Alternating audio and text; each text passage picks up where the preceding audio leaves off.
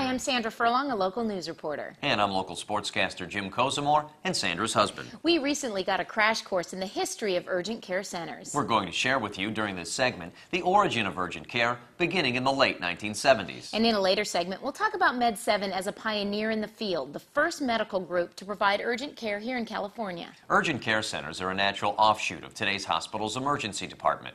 In the 1960s, most hospitals had emergency rooms that were staffed on a rotating basis by all of the hospital's staff physicians. One night, the ER might be staffed by a pediatrician, the next, a neurologist, and the third, a surgeon. This gradually changed as emergency medicine became its own specialty. In the 1970s, many emergency rooms became emergency departments, staffed with board-certified emergency medicine physicians. And with the improved facilities and training of the staff, emergency departments became more and more popular, with patients and physicians as a walk-in source for all levels of care. Indeed, emergency departments have become increasingly crowded. I see regular articles in the Sacramento Bee on the diversion of ambulances between hospitals and the long wait times. Because of this, EDs must triage patients. Treating those with the most severe problems first, those with less acute problems must wait.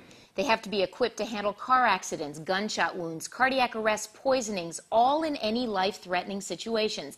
They need the equipment and staff ready 24 hours a day for these problems when and if they're needed. That becomes expensive. Emergency departments, by necessity, must pass the cost of this preparedness and the costs of non-paying patients onto the patients with less acute problems. And this is where urgent care centers, or UCCs, come in. The first UCCs were started toward the end of the 70s to treat patients with urgent and immediate medical needs away from the sirens and blood of the ED. Patients can be seen sooner and at a fraction of the cost of a hospital. A Sacramento medical group did a survey and found that the cost of care in urgent care centers was a tenth of that of local EDs for treatment of similar medical problems. All EDs have a facility fee, a charge for the use of the equipment and the hospital, added to those other charges. The local facility fees range from hundreds to thousands of dollars. At Med7, the services for immediate, non-life-threatening medical problems are similar to an emergency department with in-house laboratory, x-ray, and pharmacy,